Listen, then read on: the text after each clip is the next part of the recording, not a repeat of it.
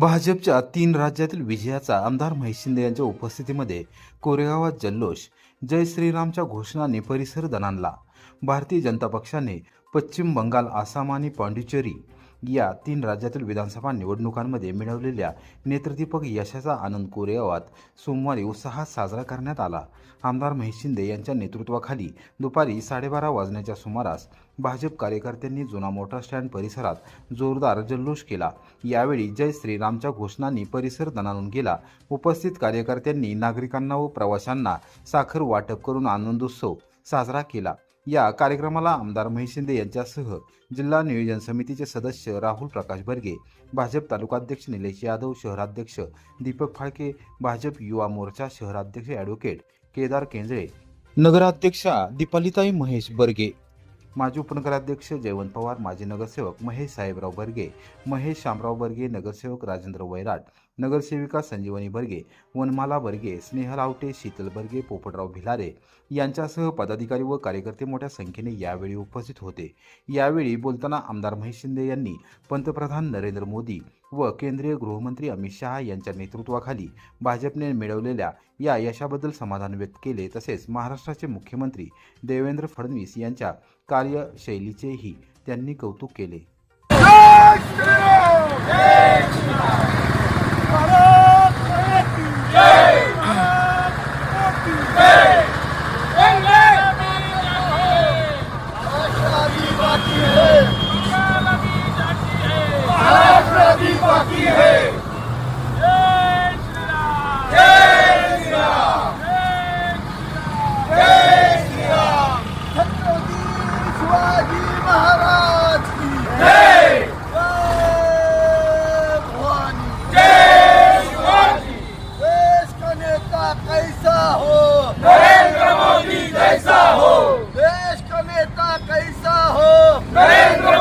जैसा हो, राज्य का नेता कैसा हो, देवेंद्र फडणवीस जैसा हो, राज्य का नेता कैसा हो, देवेंद्र फडणवीस जैसा हो.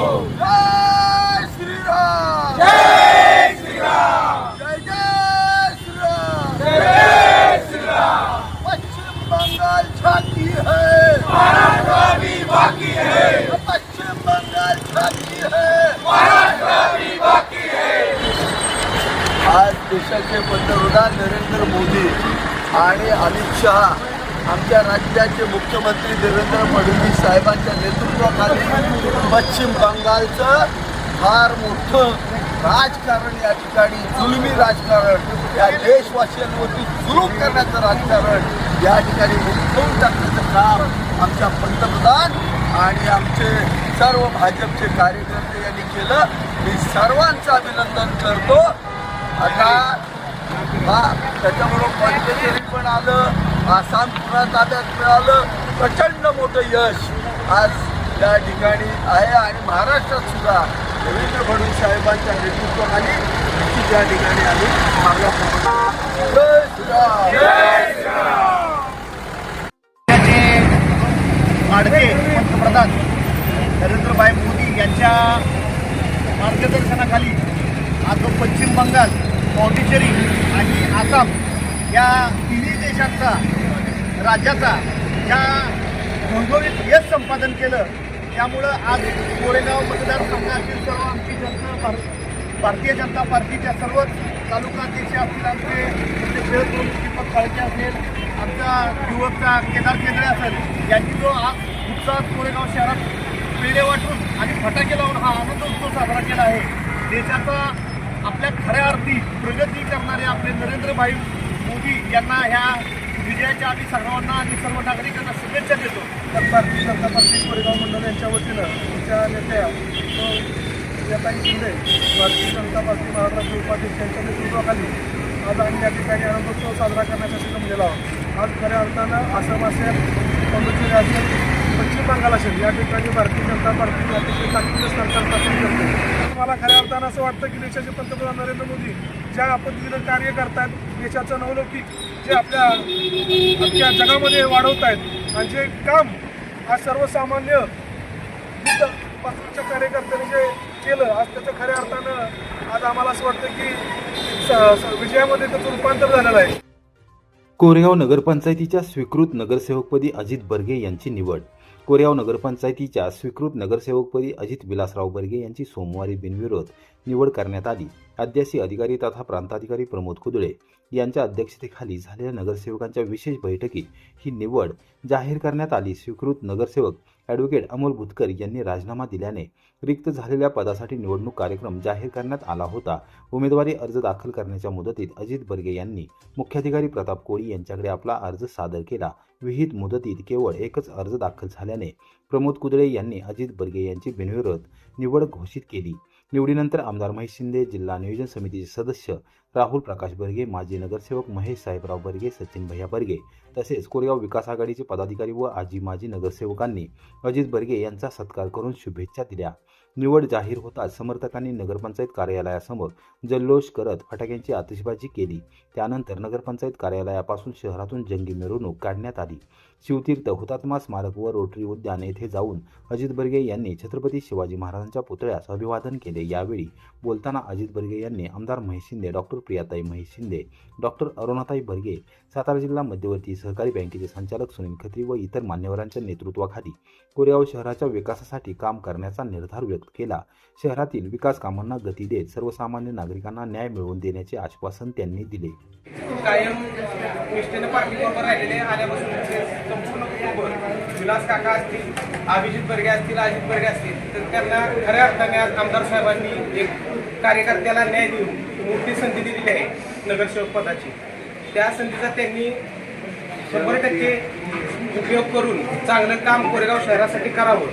तसेच आतापर्यंत आपण बघितलंय पार्टीसाठी कधीही अजित बर्गे पुढे जाऊन कुणालाही आगाऊ द्यायची तयारी किंवा काम करण्याची फ्रंटला राहून कुठल्याही प्रकारचे काम करण्याची तयारी होणारा माणूस आहे.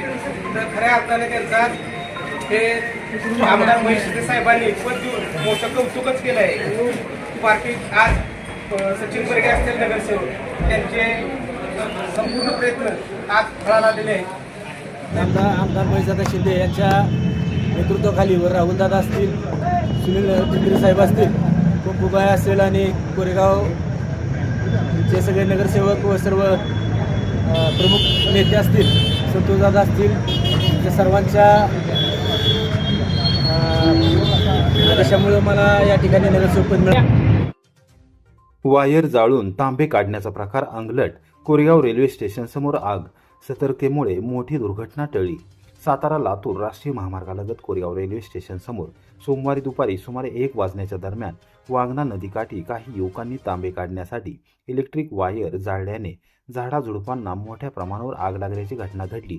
वेगाने पसरलेल्या आगीमुळे काही काळ परिसरात भीतीचे वातावरण निर्माण झाले होते. मात्र सातारा येथून आलेल्या अग्निशामक दलाच्या दोन्ही बंबांनी आणि त्यावरील जवानांनी प्रसंगावधान राखत आग आटोक्यात आणली. कोरेगाव पोलिसांनी देखील यामध्ये महत्त्वपूर्ण भूमिका बजावली.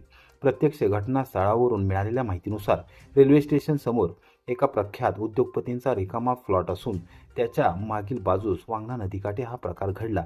काही युवकांच्या वायर जाळण्याच्या निष्काळजीपणामुळे आगीने वेग घेत शेजारील मोकळ्या जागेतील झाडाझुडपांना वेढा घातला आणि पुढे महामार्गालगतच्या वडाच्या झाडापर्यंत आग पोहोचली. दरम्यान या मार्गावरून जाणाऱ्या नागरिकांनी तात्काळ सातारा जिल्हा मध्यवर्ती सहकारी बँकेचे संचालक सुनील खत्री व बाचल पेट्रोलियमचे मालक अविनाश बाचल यांना माहिती दिली. त्यांनी त्वरित सातारा नगरपालिका तसेच सातारा औद्योगिक वसाहतीमधील कुपर कॉर्पोरेशनच्या अग्निशामक दलाला पाचारण केले. घटनास्थळी दाखल झालेल्या अग्निशामक दलाच्या जवानांनी आगीवर नियंत्रण मिळवले. यावेळी कोरेगाव पोलीस ठाण्यातील हवालदार विक्रांत लावंड व संदीप माने यांनीही धाडसाने आगीवर नियंत्रण मिळवण्यासाठी प्रयत्न केले. स्थानिकांच्या मदतीने आणि अग्निशामक दलाच्या तत्पर कारवाईमुळे आग पूर्णतः आटोक्यात आली. विशेष म्हणजे आग लागलेल्या ठिकाणापासून अवघ्या 200 मीटर अंतरावर बाचल पेट्रोलियम हा पेट्रोल पंप असून तेथे मोठ्या प्रमाणावर इंधन साठा आहे. त्यामुळे मोठी दुर्घटना घडण्याची शक्यता होती. मात्र वेळीच उपाययोजना करण्यात आल्याने संभाव्य अनर्थ टळला. घटनेनंतर परिसरात काही काळ तणावाचे वातावरण होते. या प्रकारास जबाबदार असलेल्या युवकांवर कारवाई करण्याची मागणी स्थानिक नागरिकांकडून होत आहे. यापूर्वी कोरेगाव पोलिसांच्या गुन्हे प्रकटीकरण शाखेने संबंधित युवकांवर कारवाई केली होती. मात्र तरी देखील असे प्रकार सुरू असल्याने नागरिकांमध्ये भीतीचे वातावरण आहे.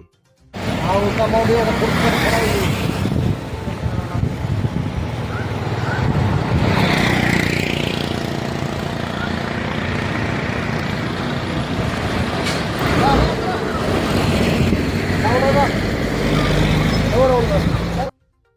कोरेगावात ऑपरेशन ऑल आऊट नाकाबंदी मोहीम, रात्रीतून वाहनांची पोलिसांकडून कसून तपासणी, वाढत्या गुन्हेगारीला आळा घालण्याबरोबरच रात्रीच्या वेळी गुन्हेगारांच्या हालचालींवर नियंत्रण ठेवण्याच्या उद्देशाने कोरेगाव पोलीस ठाण्याच्या वतीने रविवारी रात्री शहरात ऑपरेशन ऑल आऊट अंतर्गत विशेष नाकाबंदी मोहीम राबवण्यात आली. जुना मोटर स्टँड परिसरातील हिंदभवन चौक येथे रात्री 11 ते 12 या वेळेत ही कारवाई करण्यात आली. यावेळी सातारा लातूर राष्ट्रीय महामार्ग तसेच खंडाळा शिरोळ राज्यमार्गावरून जाणाऱ्या प्रत्येक 4 चाकी व दुचाकी वाहनांची सखोल तपासणी करण्यात आली. पोलीस अधीक्षक निखिल पिंगळे, अप्पर अधीक्षक डॉक्टर वैशाली कडूकर आणि उपविभागीय पोलीस अधिकारी राजश्री तेरणी यांच्या मार्गदर्शनाखाली पोलीस निरीक्षक अरुण देवकर यांनी ही मोहीम हाती घेतली. पोलीस उपनिरीक्षक अमित गायकवाड यांच्या नेतृत्वाखाली विशेष पथक तैनात करण्यात आले होते. हवालदार शारदा डोईफुडे, पोलीस अंमलदार सूर्यकांत कुडवे, वाहतूक शाखेचे अंमलदार भोसले, गुन्हे प्रकटीकरण शाखेचे अंमलदार अक्षय शिंदे तसेच चालक अंमलदार माने यांनी या मोहिमेत सहभाग घेतला. दरम्यान वाहन चालकांची ब्रेथ ॲनालायझरद्वारे तपासणी करण्यात आली. या नाकाबंदीमुळे शहरात कायदा व सुव्यवस्था राखण्यास मदत होणार असून गुन्हेगारीवर नियंत्रण ठेवण्यासाठी अशी मोहीम पुढेही सुरू ठेवण्यात येणार असल्याची माहिती पोलिसांकडून देण्यात आली.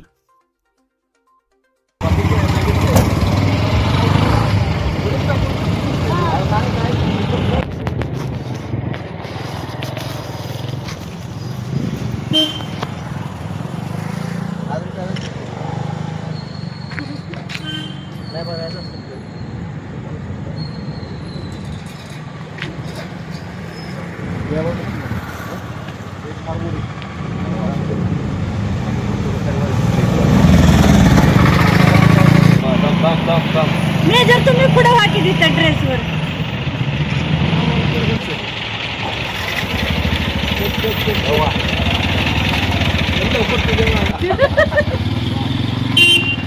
आहे का नाही?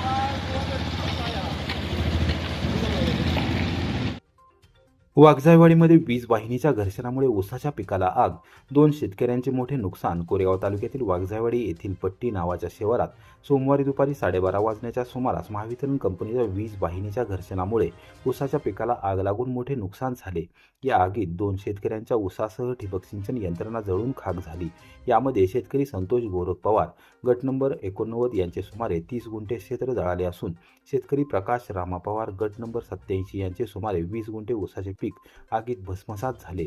दोन्ही शेतकऱ्यांची ठिबक सिंचन व्यवस्था पूर्णपणे नष्ट झाली आहे. आग लागल्याचे समजताच संतोष गोरख पवार, प्रकाश रामा पवार, संतोष कुंडलिक पवार, सर्जेराव विष्णू पवार, रोहित राजकुमार पवार, शुभम दिलीप पवार, भीमराव साहेबराव पवार यांच्यासह परिसरातील शेतकऱ्यांनी तात्काळ घटनास्थळी धाव घेत आग आटोक्यात आणण्यासाठी प्रयत्न केले. घटनेची माहिती मिळताच महावितरण कंपनीच्या कोरेगाव ग्रामीण शाखा क्रमांक 1 चे शाखा अभियंता मंदार जाधव यांनी जनमित्रांसह घटनास्थळी भेट देऊन पाहणी केली. दरम्यान महावितरण कंपनीच्या दुर्लक्षामुळे ही आग लागल्याचा आरोप शेतकऱ्यांनी केला आहे. यापूर्वीही वीज वाहिनीबाबत सूचना देऊनही त्याकडे दुर्लक्ष करण्यात आल्याने ही घटना घडल्याचे शेतकऱ्यांचे म्हणणे आहे. या घटनेचा तातडीने पंचनामा करून नुकसानग्रस्त शेतकऱ्यांना योग्य नुकसान भरपाई देण्यात यावी अशी मागणी शेतकऱ्यांनी महसूल विभागाकडे केली आहे.